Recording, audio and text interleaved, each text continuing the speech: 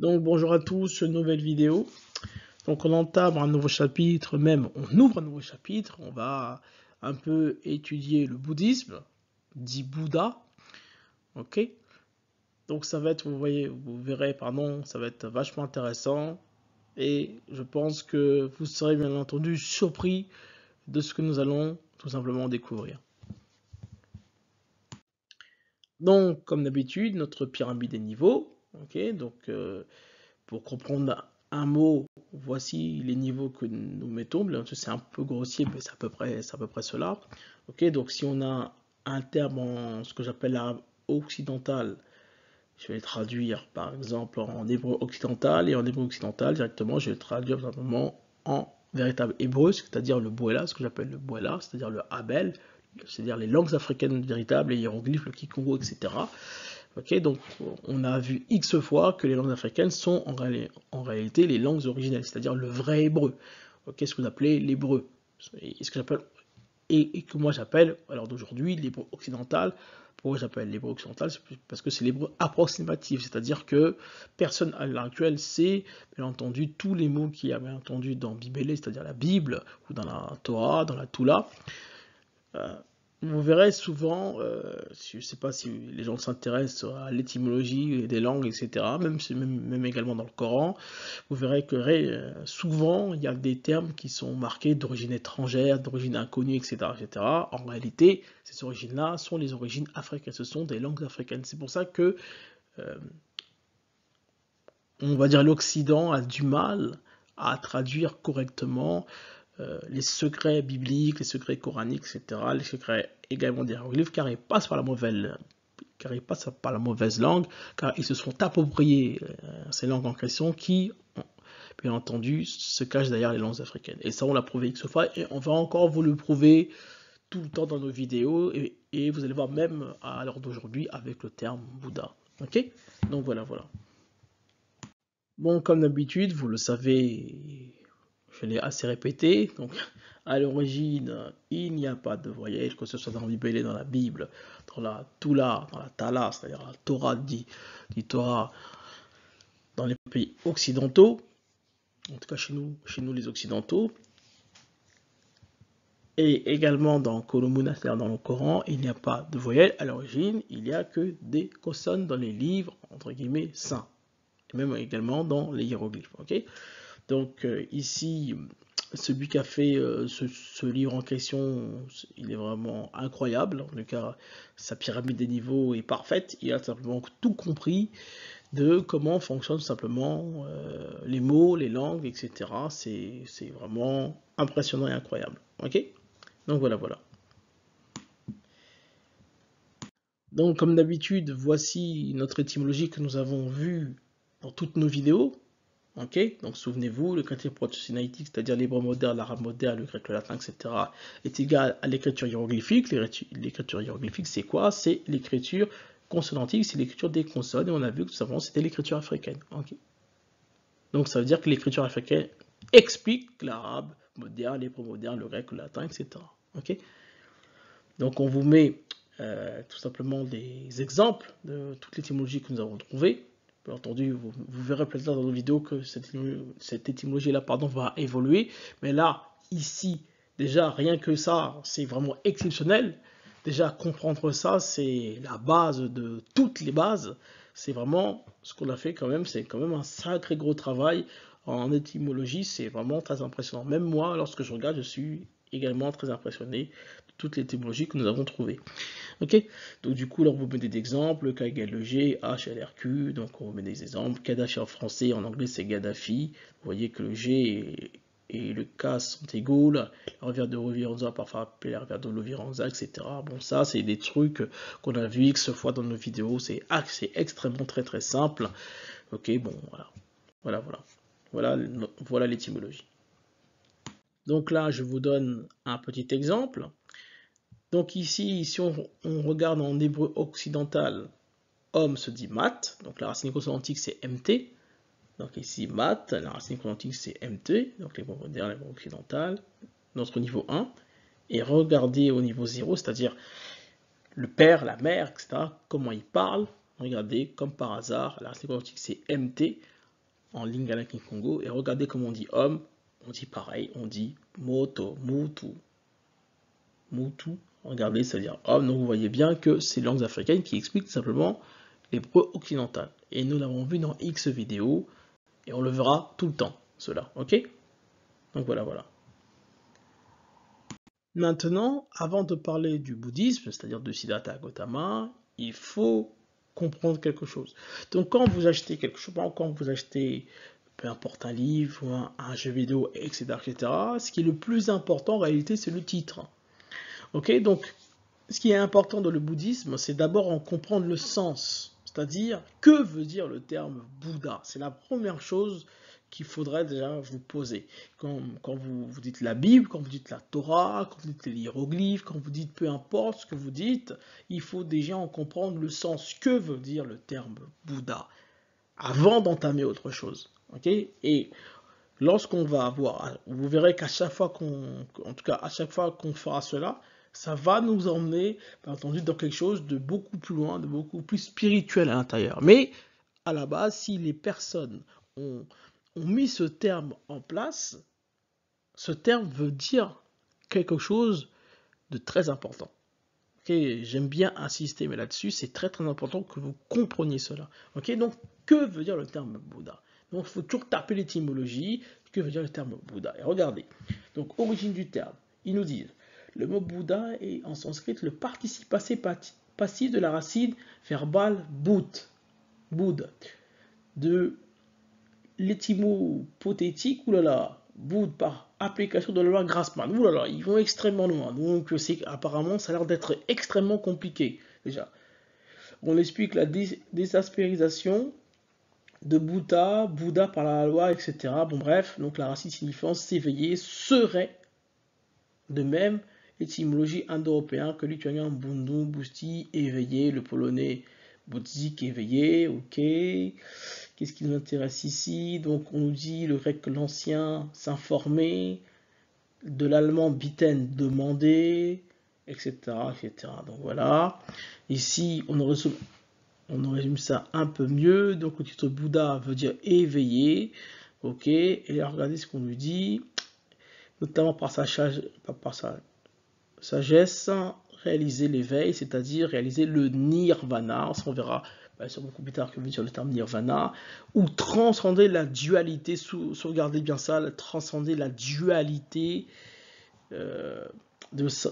du samsara et du nirvana selon le Mahayana, le bienheureux, celui qui a vaincu, etc. Donc, si on résume un peu tout ça, si on nous place bien entendu dans notre pyramide des niveaux, donc j'ai mis au niveau 3 l'allemand, bon voilà, donc on nous dit ça vient de bitten, donc la racine quantique c'est BTN qui veut dire demander, on nous dit qu'également ça veut dire bundu busti, donc bundu busti, et ici j'ai mis tout simplement éveillé, ok? Éveillé. Donc on va essayer de trouver ce que ça donne en hébreu occidental. Et quand on aura le hébreu occidental, on verra bien entendu chez le père, chez la mère, c'est-à-dire les langues à l'origine, c'est-à-dire les langues africaines, c'est-à-dire le Kikongo, le Lingala, etc. Et peu importe les langues africaines, peu importe, c'est-à-dire ce que j'appelle le Bouela, c'est-à-dire l'hébreu africain, c'est-à-dire l'hébreu véritable, hein, tout simplement. Ok? Voilà, voilà. Donc, lorsqu'on cherche le terme éveillé, s'éveiller en hébreu occidental, hébreu moderne, regardez ce qu'on nous trouve. On trouve deux mots. On a le terme Kutz et le terme Our. Le terme Our, c'est un terme assez simple, vous allez voir, un terme que nous avons déjà étudié. Et regardez ici, la racine quantique c'est R. Nous savons que le R égale le L, radio en français, radio en lingala kikongo. Le L égale le D, les enfants, des enfants, ou l'iloussou, l'idoussou qui veut dire fenêtre, le L égale le D. Et au fait, ici, ça nous donnerait Bouddha, car on rajoute le B. Nous savons que le B est nasal, le B égale le M, hein, souvenez-vous, également égale le N. Donc on peut le rajouter, ça nous donnerait Bouddha. En troisième intention, c'est un peu loin. Ok. Et ici, nous savons, en réalité, d'où ça vient. Nous savons que le Our ici vient également de Ra. En français, dit Ka dans les langues africaines, c'est-à-dire le soleil, ce que vous appelez Ra, c'est-à-dire ce que vous avez, en tout cas ce que l'égyptologie appelle le dieu soleil, Ok, donc l'illumination, le soleil. Nous, on a vu que ça veut également dire le chiffre 1, ça veut également dire l'homme noir. Mais bon, bref, ça c'est déjà un petit aparté, c'est un petit clin d'œil. Ok, bon, bref. Donc ça, c'est un peu loin, donc ça, on va entre guillemets l'éliminer. C'est pas celui-là qui nous intéresse, même si ce sont des synonymes. Du coup, regardez ici ce terme Quds qui va nous intéresser, hein, le terme Quds. Ok, donc la racine quantique c'est QTS. Nous savons que Q égale le K, ça donne KTS, regardez ici. Hein. La prononciation, mais c'est pour vous dire que le Q égale le K. Ok. Nous savons qu'ici, on peut enlever le Q ou le K, peu importe, car le Q ou le K peut être égal à un H, bien entendu, hein, ou en Kikongo. Vous savez, en tout cas, pour ceux qui suivent nos vidéos, vous savez que lorsqu'il y a un K devant, en fait, c'est comme s'il y avait ER en français. Hein. Donc, c'est le verbe à l'infinitif. Ok. Donc là, on peut l'enlever, ça nous donne que TS ici. Hein. Ça ne peut nous donner que TS. Nous savons que TS égale D, T égale D, S égale D. Donc, très simple, ça nous donne ici DD, ND, ça nous donnerait Bouddha ou Bousti. Donc là, on retrouve ce fameux terme Bousti ici, avec le terme ici TS. Car souvenez-vous, nous sommes en hiéroglyphe, gauche-droite, droite-gauche, au milieu à droite, au milieu à gauche, ça donne la même chose. Donc quand vous dites TS et ST, c'est les mêmes lettres que vous avez ici. Hein. Sauf qu'elles sont juste inversées, mais ça veut dire la même chose. Ça ne change absolument pas le sens de la phrase. Ok, le sens du mot ou de la phrase, peu importe. Ok, donc là, on retrouverait facilement le terme Bouddha et le terme Bousti ici. Hein.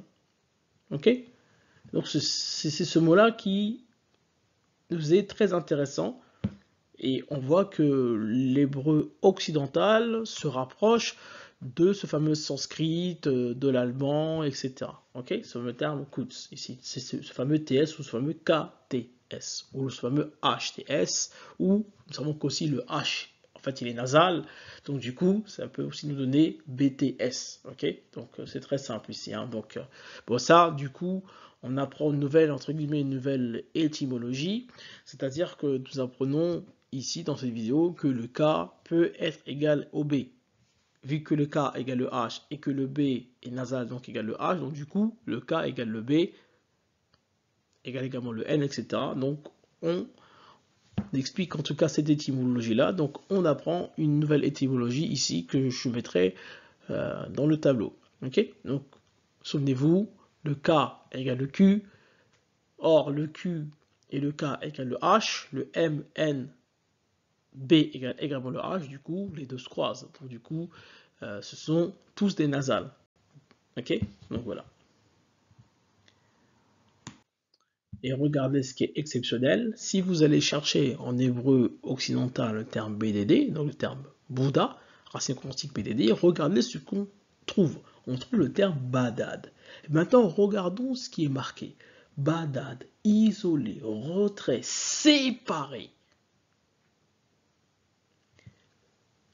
Retiré, seul. Mais n'est-ce pas l'histoire de Bouddha? Je vous pose la question, n'est-ce pas ici l'histoire de Bouddha? Bah, c'est l'histoire de Siddhartha avec Gautama, c'est l'histoire de Bouddha. Bien entendu, qu'on voit ici. Donc, les lexicologues qui nous disent, bien entendu, que ça veut dire juste éveillé, ce terme éveillé, en réalité, vient du terme Quds, ici. C'est le fameux terme KTS, ici, qui a donné le terme Bousti, ici. Hein. Et ça a également dire le terme Bouddha, mais si on veut un peu plus en profondeur, le terme BDD veut également dire celui qui est seul, celui qui est solitaire, celui qui se sépare de quelque chose. Donc regardez ici comment c'est extraordinaire. Donc là, l'histoire de Bouddha. Donc le terme Bouddha, en hébreu occidental, veut également dire isolé, séparé, retrait. Donc quand on vous parle de l'histoire de Bouddha, bah, en fait c'est l'histoire de celui qui se retire, celui qui est seul, celui qui est isolé. Ça veut également dire ça, Bouddha. Chose que, bien entendu, aucun lexicologue, bien sûr, vous explique, vous dit. N'est-ce pas extraordinaire? Donc du coup, ici on a découvert le terme Badad, donc le fameux Tassus, ce qui a donné Bouddha ici, et le fameux terme Quds, qui a également donné Bouddha, mais qui a également donné le terme Bousti. Donc le terme ici éveillé par le terme Quds, ici, qui a donné qui a donné Bouddha, et le terme également Badad, qui est le terme qui a donné réellement, entre guillemets, Bouddha, qui veut dire seul, solitaire, isolé, retiré. Donc on est déjà allé beaucoup plus loin que les lexicologues, juste en regardant le terme BDD, le terme Bouddha. Maintenant, ce qu'on va essayer maintenant de chercher, c'est quel est le terme utilisé, le terme à l'origine qui a donné ce terme Badad ici, et ce terme Quds qui a donné Bouddha dans les langues africaines, c'est-à-dire dans l'hébreu original, c'est-à-dire le Bouela. Okay. Maintenant, regardez comment ça va être extraordinaire. Éveillé. Kotanissa. Je répète. Kotanissa. Le fameux terme Quds qui est là. K-T-N-S. Sachant que le N est nasal. C'est ce terme Kotanissa qui a donné le terme Quds qui veut dire éveillé. On continue le terme Yebisa, le terme Bouddha. Nous savons que le S égale le D. Yebisa, annoncer, informer, faire savoir, renseigner, révéler. Ebisa, diffuser, informer, faire savoir, faire connaître, apprendre, avertir, rendre notoire, signaler, publier, renseigner. On continue. Ebisana, se communiquer, s'informer mutuellement. Bisela, faire connaître à la place, notifier à la place de. On continue, Vembisa, regardez ici le terme Vembisa, on retrouve ce fameux BD, le fameux BS ici. Séparer, acquitter les deux parties. Souvenez-vous, séparer, acquitter les deux parties, la dualité ici. Disjoindre, détacher, isoler, distinguer, trier, différencier, désagréger, dissoudre, partager, distribuer, répartir. Incroyable, on enchaîne.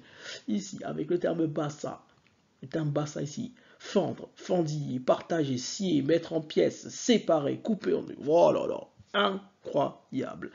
Ici est un bassa qui veut également dire frapper, donner un coup de pied, écarter, séparer. On parle toujours de séparation, on parle toujours de dualité. Bassa, le terme bassa, regardez le terme jumeau. Le terme jumeau, c'est être deux, la dualité. Le terme bassi, fragment, morceau, éclat de bois. Bassika, séparé, traversée de savane. Incroyable.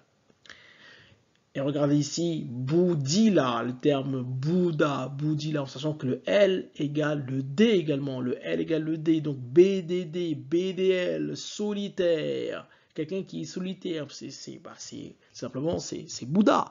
Quelqu'un qui est solitaire, c'est simplement la vérité, c'est son nom qui l'indique. Bouddhi, ça a changé, échangé.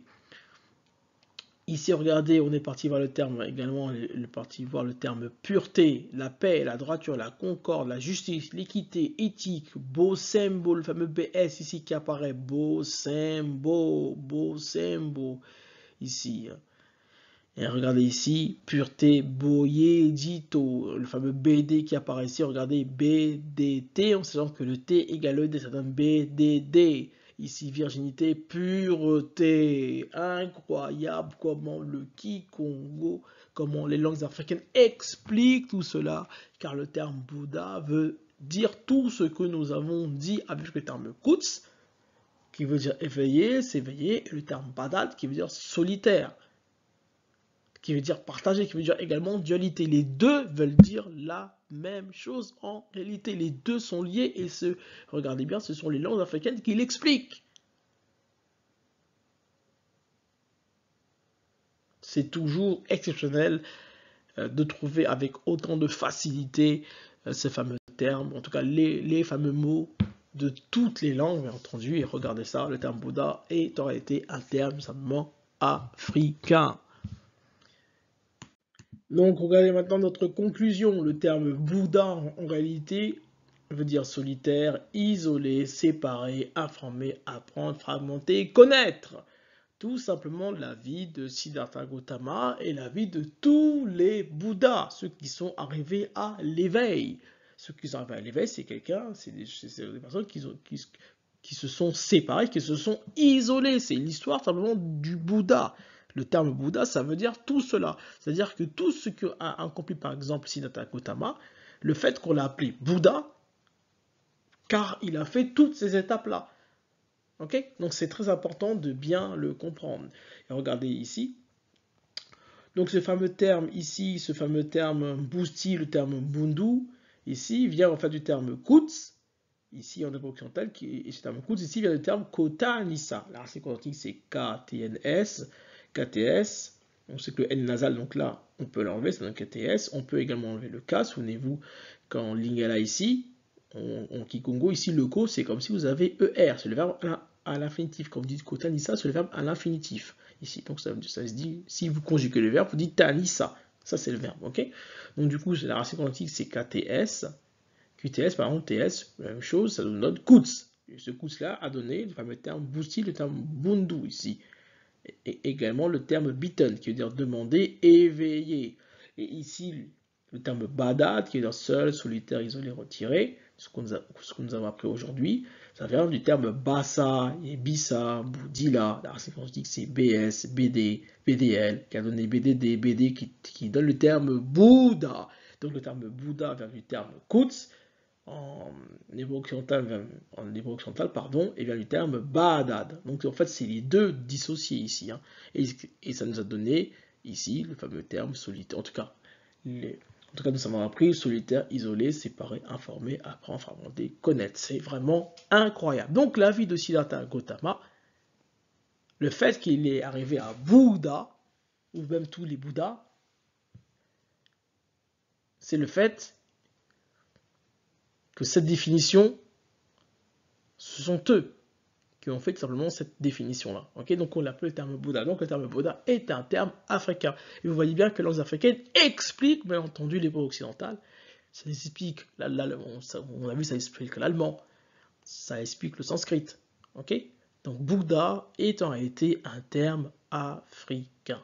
Okay, donc c'est bien de le comprendre.